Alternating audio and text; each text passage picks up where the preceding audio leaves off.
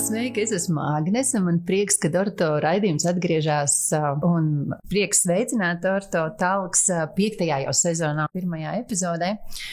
Un šodienas tēmu, ko mēs izvēlējāmies, ir mēdījos jau bieži apspriest tēma, un tā ir medicīnas māsu trūkums, jo arī Orto klīnika šovasar saskārās ar izaicinājumu atrast jaunas, kvalificētas medicīnas māsas, kas izrādījās laikietilpīgs process. Šoreiz no ārsta skatījuma perspektīvas par māsu lomu gan privātajā, gan valsts sektorā.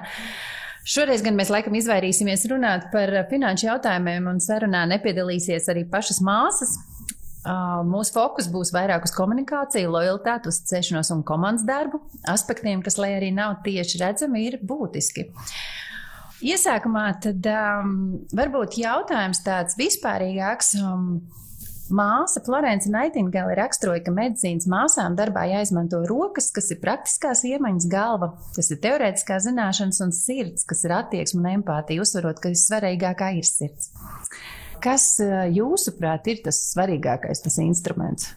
Pirmkārt, es sākšu ar to, ka es savas medicīnas gaitas sācis diezgan sen, un sāku ar to, ka es sāku strādāt par, toreiz to sauc par sanitāru, tagad to sauc par tehnisko operāciju zāles darbinieku. Es mazgāju ķirurģiskos instrumentus, vedu netīro veļu uz veļas māju un aprūpēju pacientus. Tātad, un lēnām es, virzoties savās karjeras kāpnēs, kļuvu par māsu, un es nostrādāju par māsu, sākot ar 3., 4., laikam kaut kādus 4 gadus man sanāca strādāt, jo toreiz varēja strādāt par māsu, sākt tikai pēc kaut kāda 3. kursa. Tad, es strādāju gan uzņemšanas nodaļā par māsu, es gan strādāju nodaļā par māsu, zinu, ko nozīmē, strādāju arī operācijas zālē par māsu kaut kādu laiku. Viss tas notika traumatoloģijas slimnīcā, tā kā man ir absolūts priekšstats par to, cik smags, sarežģīts un atbildīgs ir medicīniskās māsas darbs. Un viennozīmīgi es arī novērtēju to, kas notiek medicīnā, tik tālu, ka es saprotu, ka darbs medicīnā bez vidējā medicīniskā personāla, bez māsām nav iespējams vienkārši. Un gan Orto klīnika, gan arī jebkura cita slimnīca, droši vien tas galvenais un svarīgākais posms ir tā aprūpe. Pirms pēc operācijas. Operācijas laikā ir operācijas māsa, tad ārsts vienkārši nav iedomājams bez māsas. Kā jūs redzat, vai un kā ir mainījusies māsu loma medicīnas nozarē gadu laikā? Redz, mums sanāca, tas postpadomnieciskais periods ir cik jau vairāk kā 30 gadi. Un man ir bijusi iespēja pabūt arī citur un redzēt, kādā līmenī māsas tur strādā. Es domāju, tagad tas līmenis, kas ir sasniegts Latvijas medicīnā, es domāju, tām māsām gan teorētiskais, gan praktiskais ir diezgan līdzīgs tam, ko es esmu redzējis citur. Un māsas loma šobrīd ir ļoti nopietna, jo kādreiz neuzskatīja vispār to pēcoperācijas, ja runiet par ķirurģiju, pēcoperācijas periodu tādu nopietni sarežģītu. Toreiz uz 20 pacientiem, es pat atceros, ka es strādāju par māsu nodaļā, uz 60 gultām bija 2 māsas. 2 māsas. Tas ir 60 cilvēkiem. Un tu esi non-stopā, un vēl 2 stāvos. Un tur jau nav tā, ka tie cilvēki ir absolūti visi veseli un staigājuši. Tie slimi cilvēki, kurus ir jāaprūpē. Tas, kas ir mainījies, mēs visi esam nonākuši pie sapratnes, ka uz 20 pacientiem nevar būt viena māsa nodaļā. Tad tas pieprasījums pēc medicīniskām māsām ir daudz lielāks. Medicīnas māsām ir dažādi arī specializācijas virzieni, un traumatoloģijā un ortopēdijā viņa loma ir īpaši svarīga, tātad pacientu veselības ciklu nodrošināšanā. Lai mūsu klausītājs labāk izprastu māsu ikdienas darbu, kādas ir māsu tās galvenās, bet tieši traumatoloģijā, ortopēdijā? Pirmkārt, traumatoloģija, ortopēdijā pacienti ir, es runāju par pēcoperācijas periodu. Tas, kas notiek nodaļā, tiem visiem cilvēkiem ir nepieciešama palīdzība. Gan fiziski, gan morāli, dabiski jāatbalsta, un tam ir liela nozīme. Tas, kas ir saistīts ar ķirurģiju, vienmēr prasa arī diezgan lielu uzmanību uz visu, lai mazinātu visus iespējamos agrīno komplikāciju riskus un arī attālināto komplikāciju riskus. Māsai ir liela nozīme, tāpēc kā tas notiek ortoklīnikā, visu nakti ir darbs. Tad tev ir izoperēt, nezinu, tur 15 cilvēki. Attiecīgi māsām jārūpējās par to, lai visi tie pacienti būtu stabili. Galvenais un svarīgākais ķirurģijā tas ir pretsāpju terapija, jo nevienam nav noslēpums, ka jebkura ķirurģiskā manipulācija, tīpaši tā ir saistīta ar balsta aparātu, ir saistīta ar bieži vien ar iespējamām diezgan spēcīgām sāpēm pēc operācijas periodā, tāpēc tas sāpju menedžments ir ļoti svarīgs. Daudz visādas citas lietas, tur brūču aprūpe un viss pārējais, bet tas ir svarīgākais. Tad dabiski stabils pacientu vispārējais veselības stāvoklis. Mēs sekojam visādām dažādām lietām līdzi, tur gan asinsspiedieniem, gan mieru darbībai un tā tālāk. Tā kā mēs taisam diezgan lielas operācijas, nevienīgie mēs esam Latvijā, kas to dara dabiski. Visur ir savu rutīnu un savu protokolu, bet māsām sanāk strādāt diezgan daudz. Un mums uz doto brīdi uz tām 20-30 gultām nakti, pa nakti paliek varbūt mazāk nedaudz cilvēki, tad es domāju, ka mums ir 3 māsas. Tad salīdzinot ar to, kas kādreiz bija, es pie sevis domāju, kā tas bija iespējams tos 60 cilvēkus divatā visus aprūpēt. Bija vēl sanitārs, 3. cilvēks, bet šobrīd es domāju, tas ir kaut kāds nonsens vienkārši, tas nav iespējams. Ņemot vēl vērā to, ka toreiz tām izsaukuma pogām bija tā, kā bija. Ja, tad, kad tas pacients nevarēja pasaukt, nāca kāds cits saukt, tad visus tos procesus tu var kontrolēt. Tas noteikti ļauj justies drošākiem nekā kādreiz tas bija. Jūsos klausoties, man liekas, ka mēs nonākam pie tā, ka tā empātija ir tas pats būtiskākais māsu darbā. Viennozīmīgi cilvēkam jābūt tādam empātiskam, tīpaši medicīnā, tīpaši iejūtīgam, tīpaši jābūt līdzestīgam tam, kas tur nabaks ir tikko izoperēts un viņu jāaprūpē. Māsas arī. Māsas strādā, viņas ir maz, viņas strādā vairākās vietās bieži vien. Ja, viņam sanāk dežūrēt vienā vietā, pa dienu strādāt citā vietā. Tas cilvēciskais resurs jau kaut kādā brīdī tiek izsmelts. Bieži noved pie visādiem izdegšanas sindromiem un tā tālāk. Māsām tiešām tā slodze ir milzīga. Bieži vien viņi nav novērtējami vienkārši. Un mēs arī gribam, lai pret tiem pacientiem tas cilvēks maksimāli līdzestīgs, empātiski, lai viņš viņam maksimāli radītu kaut kādu drošības sajūtu.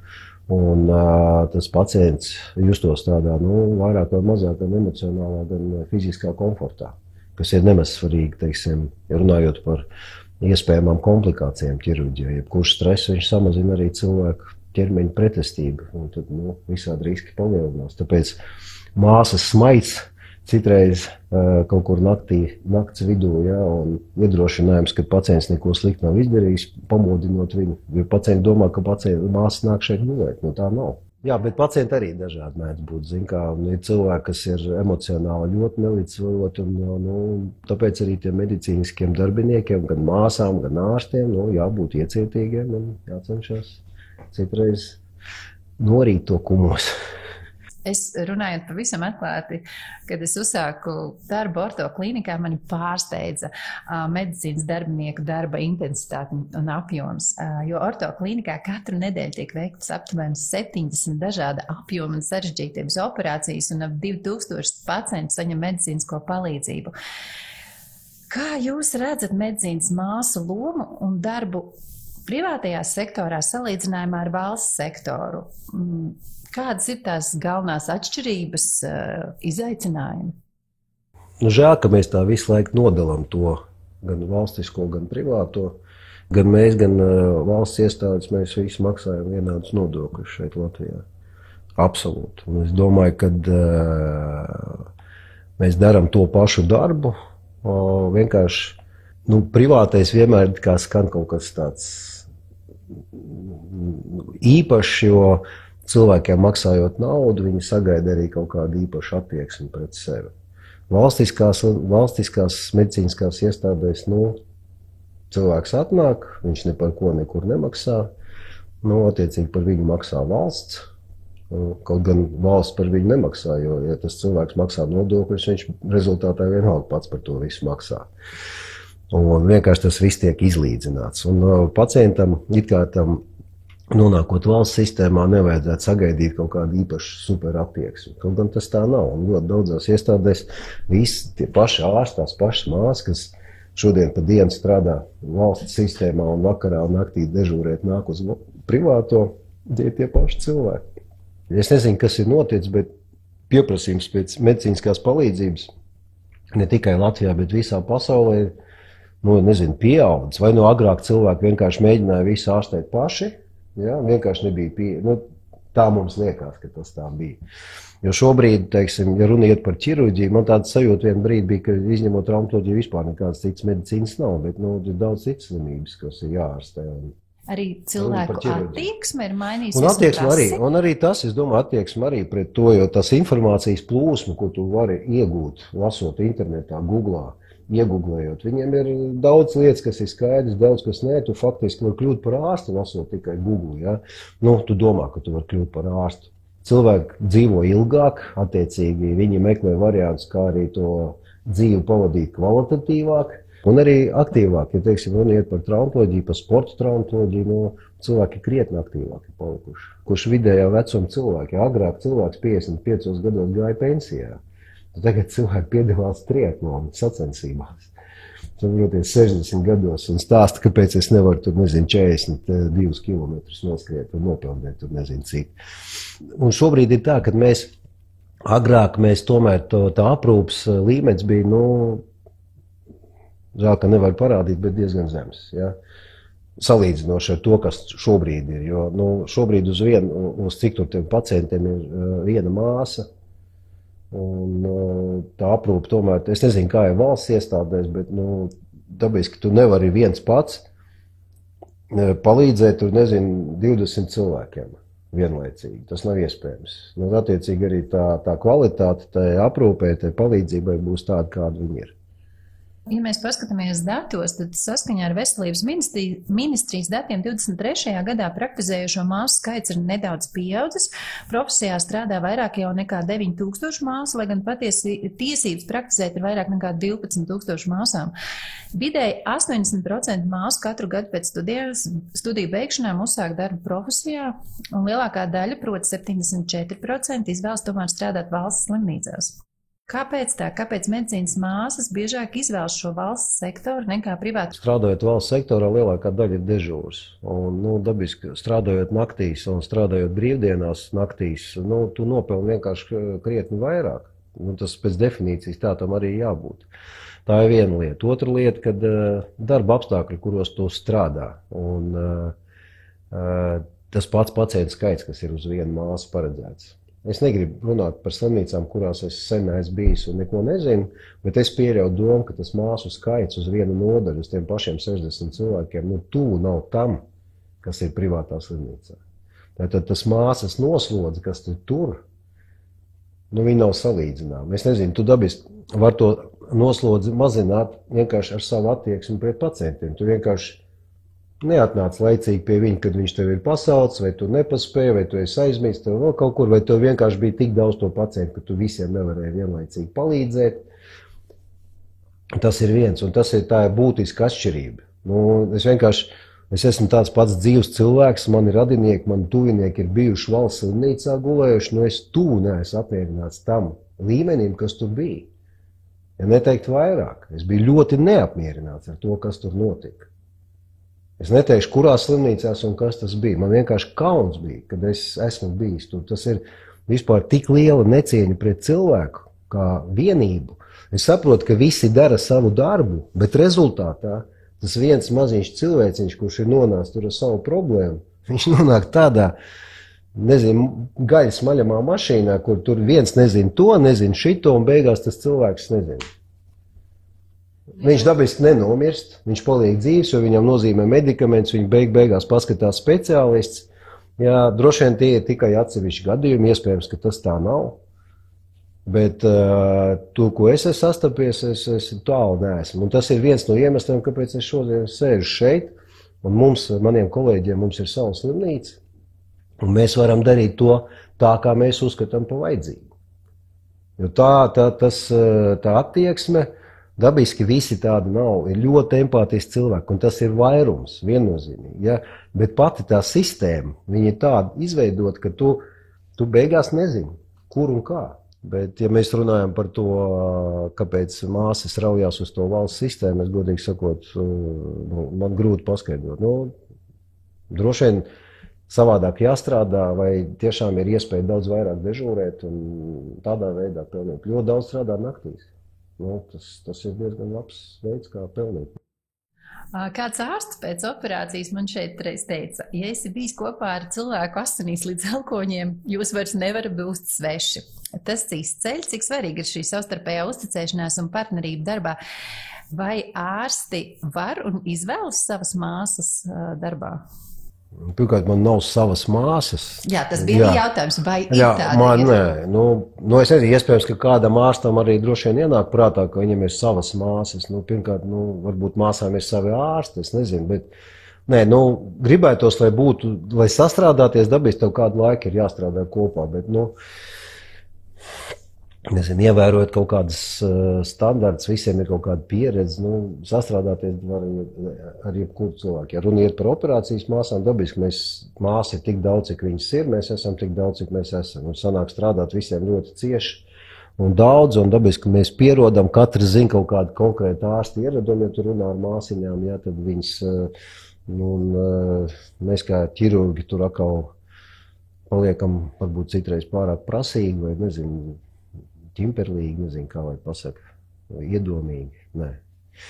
Pat nevar pareizi no vārdu atrast. Es domāju, ka, tādi, kuriem nezinu, ko vajag beigās, kā māsas, bet viņas prot kaut kādā veidā ar visiem atrast kaut kādu kopsaucēju un kopējo valodu, jo, nezinu, cik ārstu, tik viedokļu, tik arī dažādu raksturu un emocijas bieži vien, un tad māsa kaut kā prot to visu retušēt un padarīt par tādu normālu ikdienu.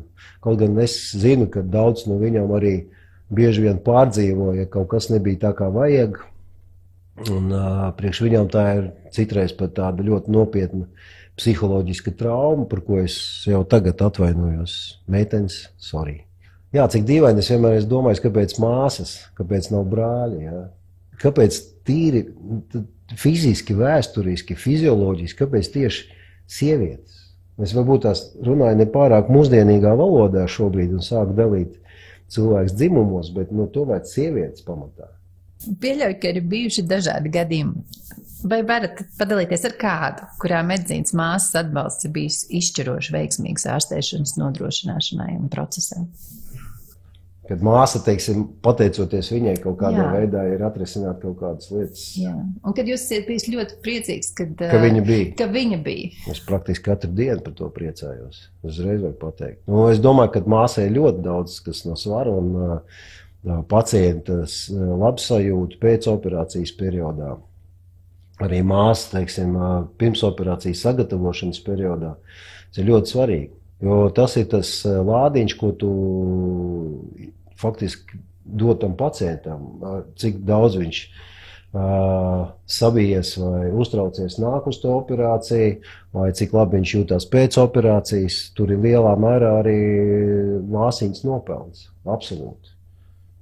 Praktiski jebkurai māsai tā, kas, teiksim, kaut kādā veidā pastarpināt līdz tam pacientam, nonāk tur, nezinu, atbildīgā māsa, galvenā māsa nodaļā, kas nodrošina visu to procesu, vai tieši tā māsiņa, kas strādā konkrēti pacientu, tam ir ļoti liela nozīme.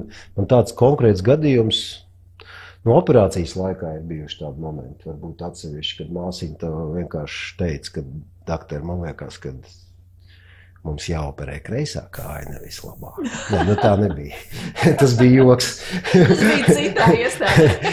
Tas nebija nekur, nē, es vienkārši. Tas ir tā, tas bija joks. Bet ir citreiz, kad teiksim, viņi palīdz kaut kādu padomu. Ir tik pieredzējuši, mums ir māsa tik pieredzējuši, ka viņas tiešām zina visu, ko tu dari uz priekšu.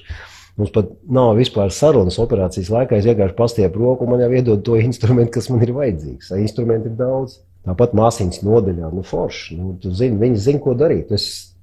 Man nav jāiet katru reizi tur skatīties, vai tā brūce vai kas. Es visu zinu. Es zinu, ka tas cilvēks izdarīs visu perfekti.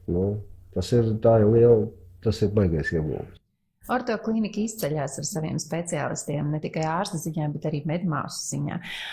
Bet ja kāda māsa vēlas nākt un mēģināt šeit savu kandidatūru pieteikt, cik stingra ir šī atlase? Nē, viena liela daļa no māsām, kas ir atnākušas uz ortoklīniku, viņas, man liekas, viņas tā kā viena otrai.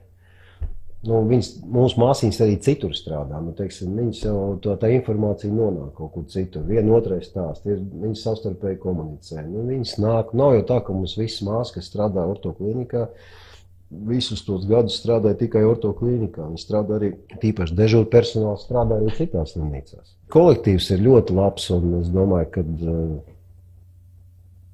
tās prasības pret tām māsām, kas nāk pie mums strādāt, ko nozīmē prasības? Vienkārši normāli cilvēkam jābūt profesionālim, attiecīgi jābūt kaut kādām droši vien labām rekomendācijām un būtu vēlams, lai patiktu cilvēku vienkārši kā tā. Paskatoties nākotnē, lasīju dažādas pētījumus, iepazinos ar dažādiem viedokļiem par medicīnas māsām un saskāros ar ļoti interesantu hipotēzi, vismaz priekš manis. Proti, ka medicīnas iestādēm galvenā uzmanība nākotnē būtu jāpievērš nevis kvalificētu darbinieku skaitam, tostarp arī medicīnas māsām, bet gan modernajām tehnoloģijām, aparatūrai, instrumentiem, medikamentiem. Kā jūs to komentētu? Tas ir tas kontekstā ar mākslīgo intelektu. Baidos, ka ja mēs tādiem tempiem iesim uz priekšu, tad noteikti kaut kāda viena daļa no medicīniskām specialitātēm vairs nebūs tik pieprasīts. Es domāju, ka sāks ar terapeitiem un radiologiem, lai viņi man piedod. Viņi kaut kādā, droši vien vēl kaut kāds cits specialitātes, nezinu, dermatologi. Bet kas būs pēdējais, tie būs ķirurgi, kurus varēs aizvietot. Neskatoties uz to, ka tagad jau ķirurģijā lieto visādas navigācijas un robots, bet joprojām bez cilvēka, teiksim, kontrols tas viss nenotiek. Bet es ceru, ka tuvākajā laikā tas nebūs. Es nezinu, ko mēs tad darīsim, ja tās tehnoloģijas aizies tik tālu. Tas, ko mēs šobrīd runājam, tās tehnoloģijas vairāk palīdz nodrošināt kvalitatīvu aprūpi. Sākot ar primitīvām sadzīves lietām, kā tie pacienti tiek aprūpēti pēc operācijas, tīpaši tie, kuriem ir sanāk diezgan maz kustēties. Tad viss tās ierīces, kas nāk un ir pieejams šobrīd, nerunājot par medikamentiem, kas arī attīstās milzu soļiem, un daudz problēmas ir, pateicoties tam, ir medicīnā atrisināts, un dabiski personāls zināšana, informācijas plūsma nenormāli. Ja, teiksim, ir jautājumi, kur agrāk prasīja, nezinu, tur mēnešiem izrakstīt grāmatu no bibliotēkas, lai dabūtu kaut kādu. Šobrīd tu vienkārši sekundes laikā savā mobilā telefonā var saņemt jebkuru informāciju. Tāds noslēdzošais jautājums, ja jums būtu iespējams izmainīt vienu lietu esošajā sistēmā saistībā ar māsām un visu, kas tā būtu? Es domāju, ka tas nav saistībā tikai ar māsām, es domāju visā valstī. Un tā ir nenovērtēts cilvēku darbs pietiekami labi. Diemžēl mēs joprojām esam 30 gadus kopš ir nav tas, kas ir bijis, un tagad mēs joprojām runājam par atalgojumiem un visām pārējām lietām, bet tas ir viss kopējā sistēma, viņa ir sarežģīta. Viņa nav tā sliktākā, es domāju, ka ir valsts, kur viss ir daudz sarežģītāks un tā tālāk, ja, bet, jebkurā gadījumā, ja es varētu kaut ko mainīt, ja, mainīt. Es nezinu, es domāju, ka ir jāsāk popularizēt, tomēr māsas. Es pat domāju, ka, ja mēs runājam par to, par tām tehnoloģijām, māsas droši vien būs, ārsti varbūt nebūs vajadzīgi kaut kādā brīdī, bet māsas būs vajadzīgas. Cilvēkiem jābūt godīgiem, tad viss būs kārtībā. Teikšu paldies manam pirmajam sarunu partnerim, traumatologam, ortopēdam Andrejam Peredistiem par sarunu. Jā. Liels paldies jums katram klausītājam, ka bijāt kopā ar mums šajā laikā. Mums tikšanos nākamajā podkāstu sērijā. Jā, visu labu!